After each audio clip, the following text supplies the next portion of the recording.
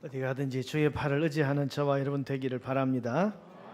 내일부터 특별 새벽기도회 두 주간이 이제 시작이 됩니다. 벌써 36년째 계속되고 있는 우리 교회의 영적 잔치의 시간입니다. 이번 36차 하반기 특별 새벽기도회를 통해서 우리 모두가 하나님이 주시는 영육간의 풍성한 은혜를 누리게 되기를 주님의 이름으로 축복합니다. 축복합니다. 그러려면 참석해야 됩니다. 참석하실 거죠?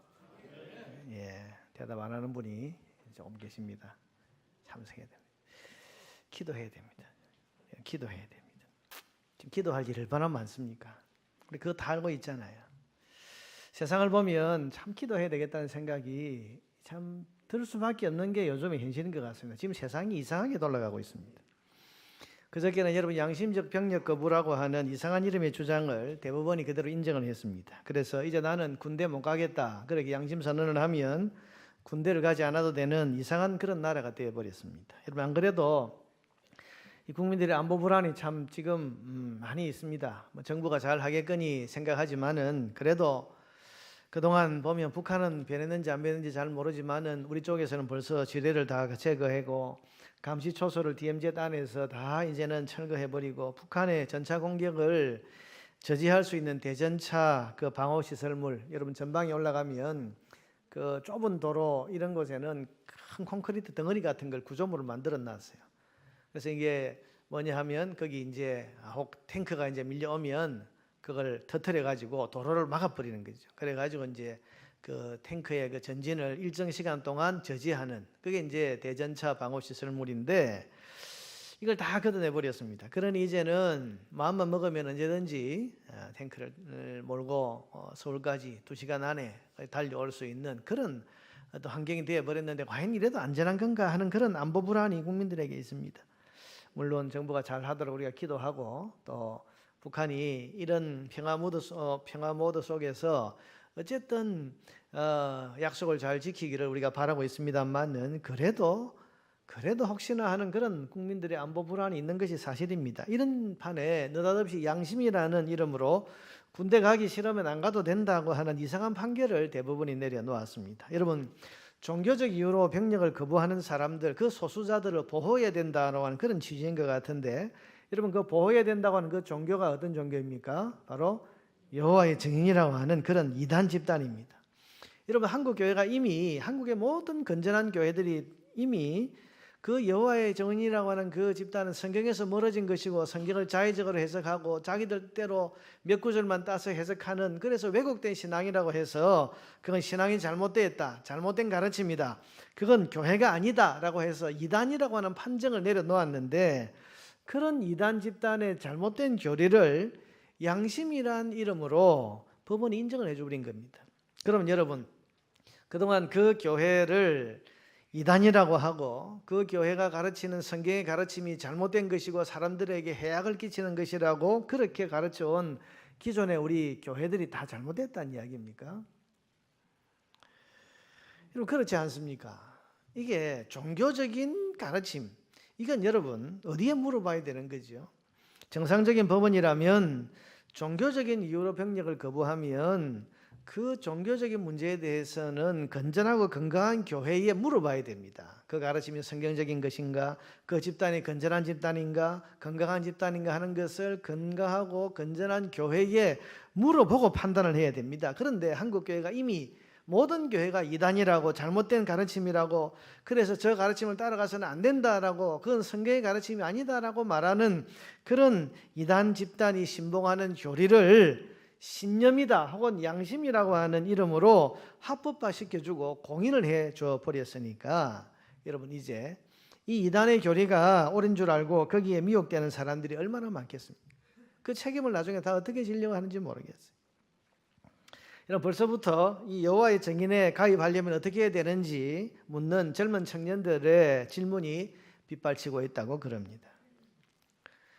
여러분 성경에 소위 예수 믿는 사람은 총을 들어서는 안 된다라고 하는 가르침 여러분 그런 가르침이 성경에 있습니까? 이 여호와의 증인이 지금 잘못 가르치고 있는 또 하나의 대표적인 교리가 수혈 거부입니다. 그래서 아버지가 지금 수술을 하는데 피가 없어서 부족해서 지금 죽어가도 내 피를 나누어 줄 수 없다고 하는 것이 그게 여러분 여호와의 증인의 가르침입니다. 왜 그렇게 하냐라면 그게 성경의 가르침이고 하나님이 그렇게 가르치셨다는 거예요. 사랑하는 딸이 지금 피가 없어서 죽어가고 있는데도 불구하고 내 피를 나누어 주지 않을 뿐만 아니라 다른 사람의 피도 내 딸의 몸에 다른 사람의 피를 집어넣을 수 없다고 해서 수혈을 거부해서 간단한 수술로도 나을 수 있는 그런 딸을 그대로 죽음에 이르도록 방치해버리는 것이 여호와의 증인의 가르침인데 이게 다 그들은 성경에서 나왔다고 하고 자기들의 신앙이라고 말을 하는 겁니다. 여러분, 그럼 이제 이 대부분의 논리대로 한다면 내 종교적인 그런 양심 때문에 죽어가는 가족을 그대로 수혈하지 않고 그대로 방치를 해서 죽음에 이르게 해도 전혀 죄가 되지 않고 그런 종교적인 양심을 국가가 보호해주고 지켜줘야 되는 겁니까? 여러분, 잘못된 신앙은 바르게 고쳐줘야 됩니다. 예전에 보면 여러분 우리 사회에 충격을 주었던 그런 이 잘못된 종교들이 많이 있었죠. 그 중에 보면 자기 자식을 하나님께 바친다고 해서 여러분 멀쩡한 자기 자식을 아브라함처럼 그렇게 죽이는 것이 하나님의 뜻이라고 해서 실제로 자기 아들을 죽여버리는 그런 그야말로 미친 부모가 있었단 말이에요. 종교에 미친. 그럼 그건 성경의 가르침이 아닙니다. 그런데 성경을 빙자해서 그게 옳다고 가르치는 사람이 있고 그걸 옳다고 따랐던 사람들이 있는데 여러분 그걸 그럼 종교적인 이유로 종교적인 양심에 나는 그게 옳다고 생각한다고 하면 그걸 다 보호해주고 그 가르침을 다 인정을 해줘야 되는 겁니까? 아니요. 잘못된 것은 잘못된 것을 잘못되었다고 그렇게 가르치고 틀린 것은 틀렸으니 바로 잡으라고 해야 하는 것이 그게 법원이 해야 될 일이고 국가가 해야 될 일입니다. 그런데 틀린 것을 틀린 것이 아니라 다른 것이라고 말해버리고 잘못된 것을 지금 따르고 있는데도 불구하고 그것을 개인의 양심의 문제다. 저건 개인의 신념의 문제다. 그러면서 저거는 보호해줘야 된다라고 여러분 그렇게 말하고 있는 것이 지금 우리 사회의 현상입니다. 동성애가 잘못되었고 에이즈 확산의 그런 주범이라고 해서 그걸 절대로 허용해서는 안 된다라고 그렇게 말하면 그건 잘못된 게 아니고 그건 개인의 취향이다. 개인의 선택이니까 우리가 존중해줘야 된다. 그런 사람들을 소수자들을 보호해줘야 된다. 거기서 더 나아가서 이제는 아예 어릴 때부터 그런 동성애에 대한 편견이 없도록 초등학교 어린 학생 시절부터 그것에 대해서 가르쳐야 된다고 하는 것이 지금 우리 경남교육청에서 시행하고 하고자 하는 학생인권 조례의 내용인 겁니다. 여러분 보세요. 인권이라는 말이 참 좋습니다. 양심이란 말 참 좋은 말입니다.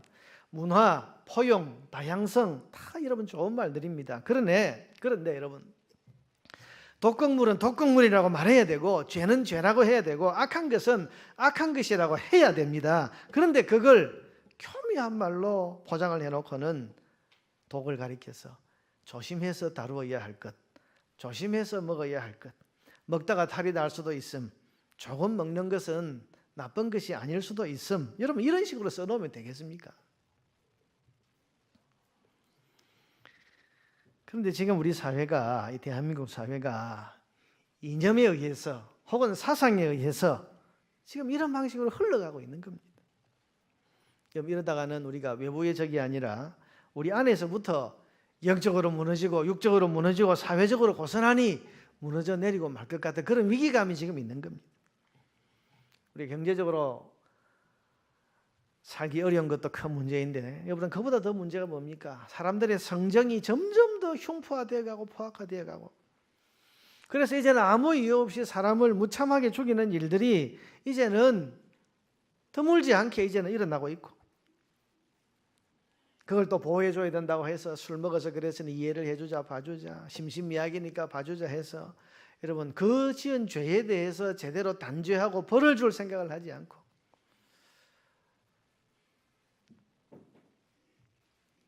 여러분 죄는 벌이 있는 겁니다.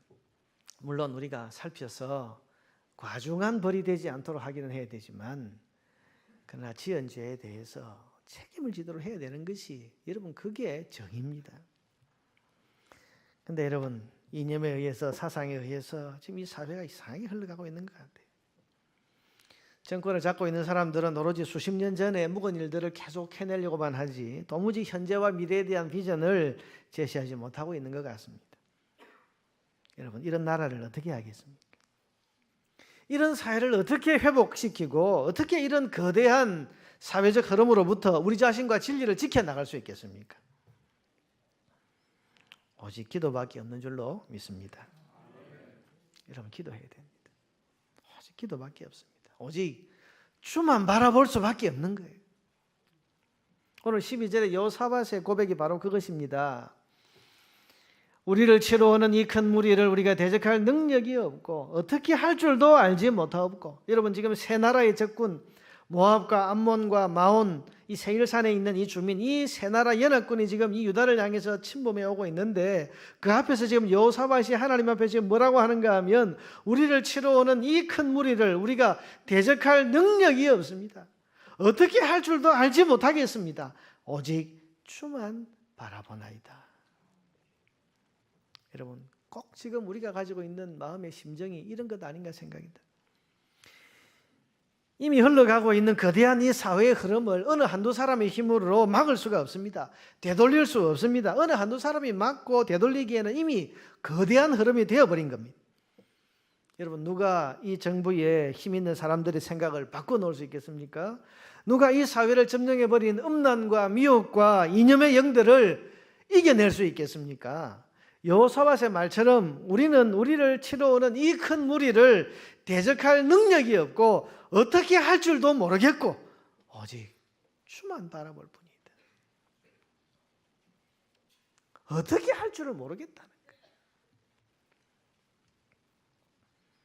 여러분, 어떻게 해야 되겠습니까? 어떻게 해야 되겠습니까? 여호사밧은 어떻게 할 줄을 모르겠다고 그랬는데 정말 이 거대한 사회적인 흐름과 분위기를 어떻게 바꾸어갈지, 어떻게 이걸 되돌려 놓고 어떻게 지금 이걸 바른 흐름으로 바꾸어 놓을지 어떻게 해야 할지를 모르겠는 겁니다. 그런데 어떻게 할 줄을 모르겠다고 말하는 여호사밧이 뭐라고 그럽니까? 그래서 오직 주만 바라보나이다. 여러분, 주만 바라본다는 것은 그냥 할 수 없으니까 아무 할 일 없이 그냥 빈 하늘만 넉넉히 쳐다보고 있다, 그런 뜻이 아닙니다. 주만 바라본다는 것이 그렇게 무력하고 여러분 그 무책임한 그런 어떤 모습으로 사는 게 아닙니다. 주만 바라본다는 것은 적극적으로 결사적으로 기도한다, 그런 뜻입니다. 오늘 본문 앞에 여러분 3절을 한번 보세요. 여호사밧이 두려워하여 여호와께로 낯을 향하여 간구하고 온 유다 백성에게 금식하라 공포하며 유다 사람이 여호와께 도우심을 구하려 하여 유다 모든 성읍에서 모여와서 여호와께 간구하더라. 보세요. 여러분, 주만 바라본다는 것이 그냥 넉넉히 하늘만 쳐다보고 있는 그런 무기력한 삶을 산다는 게 아니고 지금 모압과 암몬과 마온의 3개 연합군이 유다를 치러 오는 이 절체절명의 상황 속에서 여호사밧은 즉시로 그 얼굴을 여호와께로 향하여 들고 그리고는 기도합니다. 뿐만 아니라 온 백성에게 명령하기를 금식하면서 기도하자, 그렇게 선포를 합니다. 그리고는 그것으로도 부족해서 13절에 있는 대로 유다 나라의 모든 남녀노소 모든 백성을 하나님의 성전 뜰 앞에 모으고 거기서 기도의 대성회를 열고 있는 것이 오늘 이 본문인 거죠. 13절에 보니까 유다 모든 사람들이 그들의 아내와 자녀와 어린이와 더불어 여호와 앞에 섰더라. 여러분, 이게 주님을 바라보는 것입니다. 하나님께 모든 소망과 모든 기대를 걸고 그 하나님 앞에 모든 사람이 다 모이는 겁니다. 그리고 그 모인 남녀노소가 다 함께 하나님께 부르짖어서 하나님의 은혜와 하나님의 권능을 나타내 달라고 그렇게 간절히 기도하는 것이 오직 주만 바라보는 것입니다. 여러분, 그들이 기도의 내용을 한번 들어보십시다. 20장 6절에 보니까 6절에서 9절까지를 먼저 봅니다. 이르되 우리 조상들의 하나님 여호와여, 주는 하늘에서 하나님이 아니시니까 이방 사람들의 모든 나라를 다스리지 아니하시나이까. 주의 손에 권세와 능력이 있사오니 능히 주와 맞설 사람이 없나이다. 우리 하나님이시여, 전에 이 땅 주민을 주의 백성 이스라엘 앞에서 쫓아내시고 그 땅을 주께서 사랑하시는 아브라함의 자손에게 영원히 주지 아니하셨나이까. 여러분, 지금 고백하기를 하나님께서 우리 조상들에게 이 가나안 땅에 7족속을 다 쫓아내시고 우리로 하여금 이곳에서 나라를 세우고 건설하게 하셨습니다. 하나님이 그렇게 하셨습니다. 하나님은 그런 권세와 능력이 있는 분이십니다. 그렇게 지금 고백하고 있는 거예요. 8절에 그들이 이 땅에 살면서 주의 이름을 위하여 한 성소를 주를 위해 건축하고 이르기를, 그래서 솔로몬 시대에 하나님을 위해서 성전을 건축했다, 그런 이야기입니다. 그리고 그 성전을 건축하면서 했던 기도의 내용이 9절입니다.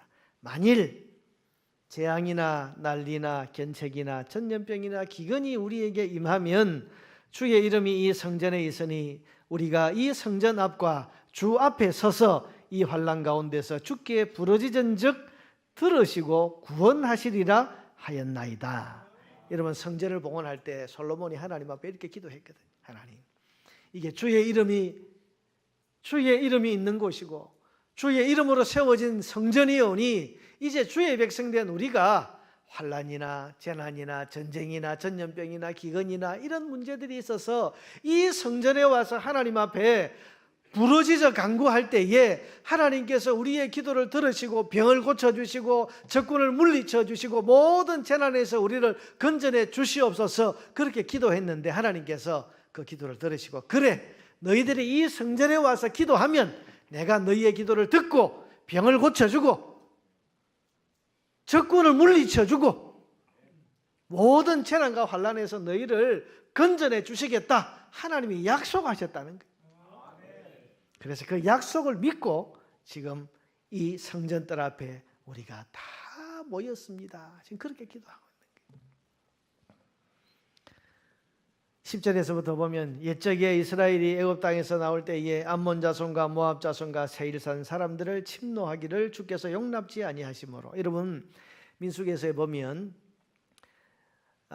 애굽에서 이제 이스라엘 백성이 나왔을 때 가나안을 향해서 올 때에 하나님께서 모압과 암몬과 이 세일산에 살고 있는 이 에돔 족속은 하나님께서 그냥 피해서 지나가라, 그들과는 싸우지 말라 그러셨거든요.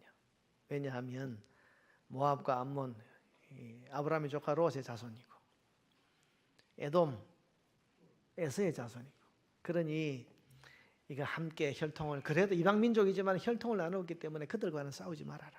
하나님 그러셔서 우리가 모압과 암몬과 이 에돔 사람은 피해서 지나왔습니다, 그 말입니다. 그런데 오늘 누가 쳐들어옵니까? 이 세 민족이 함께 연합해서 쳐들어온다, 그 말입니다. 이에 돌이켜 그들을 떠나고 멸하지 아니하였거늘 11절에 이제 그들이 우리에게 갚는 것을 부옵소서. 하나님, 우리가 주의 말씀대로 그들을 싸우지 않고 그들을 멸하지 않았는데 이 시대에 와서 이제 이 민족들이 우리를 이렇게 침범해 들어오고 있습니다. 그들이 와서 주께서 우리에게 주신 주의 기업에서 우리를 쫓아내고자 하나이다. 그러면서 드리는 기도가 12절입니다. 우리 하나님이여 그들을 징벌하지 아니하시나이까. 하나님, 저들을 그냥 두고 보고 계시겠습니까? 우리를 치러 오는 이 큰 무리를 우리가 대적할 능력이 없고 어떻게 할 줄도 알지 못하옵고 오직 주만 바라보나이다. 여러분, 하나님이 막아주지 아니하시면 우리에게 소망이 없고 하나님이 물리쳐주지 아니하시면 우리에게는 방법이 없고 하나님이 이기게 해주시지 않으면 우리에게는 아무런 능력이 없습니다라고 지금 기도하고 있는 겁니다. 여러분, 기도는 전적으로 하나님의 권능만을 의지하는 것입니다. 내게 있는 힘, 내게 있는 지식, 내게 있는 능력을 바라보고 의지하는 게 아닙니다. 그럼 지금 여호사밧에겐 따지고 보면 군대가 없는 게 아니에요. 적어도 여러분 100만 명 이상의 대군이 지금 여호사밧에 휘하에 있습니다. 한번 찾아볼까요? 여러분, 역대하 17장 12절에서 19절을 한번 찾아봅시다. 우리가 두 장 넘기면 역대하 17장 12절에서 19절에 보면 여호사밧의 군대 숫자가 거기 나옵니다. 17장 12절에 보면 여호사밧이 점점 강대하여 유다의 견고한 요새와 국고성을 건축하고, 여러분 여호사밧이 약한 왕이 아닙니다. 점점 강건해지는 왕이고 유다 나라에 견고한 요새가 가득 차 있었습니다. 뿐만 아니라 유다 여러 성에 공사를 많이 하고 또 예루살렘에 크게 용맹스러운 군사를 두었으니 군사의 수효가 그들의 족속대로 이러하니라. 군사의 숫자를 한번 세볼까요? 유다에 속한 천부장 중에는 아드나가 어뜸이 되어 큰 용사 몇 명이요? 30만 명. 그 다음은 지휘관 여호하나닌이 몇 명? 28만 명. 다음은 몇 명입니까? 58만. 그 다음은 시그리의 아들 아마시아니, 그는 자기를 여호와께 절거히 드린 자라 큰 용사 몇 명이요? 그럼 몇 명입니까? 78만 명. 베냐민에 속한 자 중에 큰 용사 엘리야다는 활과 방패를 잡은 자 몇 명이요? 20만. 그럼 몇 명입니까? 98만 명.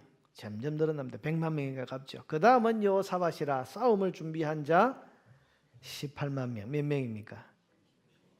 116만 명. 여러분, 예루살렘에만 116만 명의 대군이 있는 거예요. 19절에 이는 다 왕을 모시는 자요, 이 외에 또 온 유다 견고한 성읍들의 왕이 군사를 두었다. 지방에도 많은 군사가 있다는 거예요. 여러분, 적어도 예루살렘에 116만 명의 대군이 있고 지방에도 많은 군사들이 배치되어 있으니까 몇백만 명의 지금 군대가 있는 겁니다. 그런데 여호사밧이 지금 뭐라고 그럽니까? 우리는 이 적을 대적할 만한 능력이 없다. 여러분, 능력이 없어서 없다는 겁니까? 아니에요. 여호사밧이 여러분 군대가 많은데도 불구하고 뭐 마음이 졸이고 뭐 두려움, 겁에 질려서 지금 이런 말을 하는 겁니까? 그게 아닙니다. 그것은 그가 가진 믿음 때문에 이렇게 고백하는 거예요. 그 믿음이 뭐죠? 하나님이 함께 하시지 않는 116만 대군은 아무런 능력이 없다는 것입니다.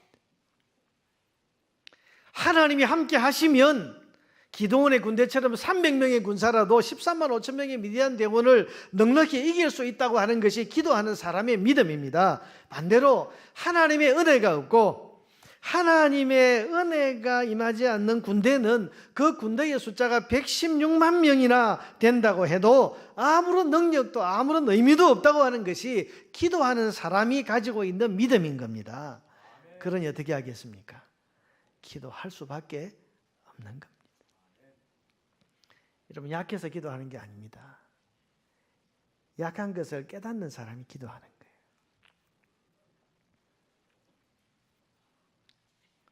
내가 아무리 많은 군대를 가지고 있고 내가 아무리 많은 권세를 가지고 있고 내가 아무리 많은 돈을 가지고 있어도 이게 내 삶을 이끌어갈 진정한 능력이 아니라고 믿는 사람은 자신의 약함을 깨닫는 사람이고 그런 사람이 기도할 수 있는 겁니다. 여러분, 문제가 있어서 문제가 있는 사람만 기도하는 게 아니에요. 자기의 약함을 깨닫는 사람이 기도할 수 있는 겁니다. 사랑하는 여러분, 주만 바라보시기를 바랍니다. 오직 주만 바라보는 데에 모든 우리가 만나는 문제와 환난에 해답이 있고 해결이 있는 겁니다. 여러분, 오늘 본문의 이 사건은 어떻게 끝이 납니까? 14절에서 15절을 여러분 한번 보세요. 여호와의 영이 회중 가운데에 레위 사람 야하시엘에게 임하셨으니, 여러분 기도할 때에 하나님의 영이 그 회중 가운데 임했습니다. 야하시엘이라는 사람에게 하나님의 영이 임했는데 그 하나님의 영이 임한 야하시엘은 하나님의 말씀을 받아서 전하고 있습니다. 거기 15절에서 17절입니다. 야하시엘이 이르되 온 유다와 예루살렘 주민과 여호사밧 왕이여 들을지어다. 여호와께서 이같이 너희에게 말씀하시기를 너희는 이 큰 무리로 말미암아 두려워하거나 놀라지 말라. 이 전쟁은 너희에게 속한 것이 아니요 하나님께 속한 것이니라. 내일 너희는 그들에게로 내려가라. 그들이 시스고개로 올라올 때에 너희가 골짜기 여기 여루엘 들 앞에서 그들을 만나려니와 이 전쟁에는 너희가 싸울 것이 없나니 대예를 이루고 서서 너희와 함께한 여호와가 구원하는 것을 보라. 유다와 예루살렘아 너희는 두려워하지 말며 놀라지 말고 내일 그들을 맞서 나가라. 여호와가 너희와 함께하리라 하셨느니라. 여러분, 하나님의 말씀이 주어진 거예요. 누구에게? 기도하고 있는 사람에게. 여러분, 기도하고 있는 사람에게는 하나님의 응답의 말씀이 주어집니다. 오직 주만 바라보나이다 라고 온 회중이 모여서 기도했더니 하나님께서 말씀을 주십니다. 이 전쟁은 너희가 싸울 것이 없고 내가 일어나서 싸우리니 너희는 여호와의 구원을 보기만 하라. 그렇게 말씀을 하시는 겁니다. 여러분, 기도하면 하나님의 음성이 들립니다. 하나님이 말씀을 주십니다. 그리고 그 말씀은 내 삶의 문제를 해결해주고 풀어주는 말씀이고, 내가 가지고 고민하고 염려하고 두려워 떨었던 그 문제들에 대한 하나님의 해답의 말씀인 겁니다. 이 말씀을 들을 때 우리는 힘이 납니다. 이 말씀을 들을 때 우리는 용기가 솟습니다. 이 말씀을 들을 때 우리 안에는 믿음이 견고하게 세워지게 되는 겁니다. 그래서 이 말씀을 받은 사람은 하나님을 향한 기쁨의 찬양을 올려드릴 수가 있습니다. 18절에서 19절에 보니까 여호사밧이 몸을 굽혀 얼굴을 땅에 대니 온 유다와 예루살렘 주민들도 여호와 앞에 엎드려 여호와께 경배하고, 하나님 말씀 듣고 보니까 이제 마음이 용기가 생기고 두려움이 사라지니까 먼저 하나님 앞에 경배를 하고, 19절에 그앗 자손과 고라 자손에게 속한 레위 사람들은 서서 심히 큰 소리로 이스라엘 하나님 여호와를 찬송하니라. 여러분, 이 찬송은요, 이기고 나서 부른 찬송이 아니고 이기기 전에 믿음으로 부르는 찬송입니다.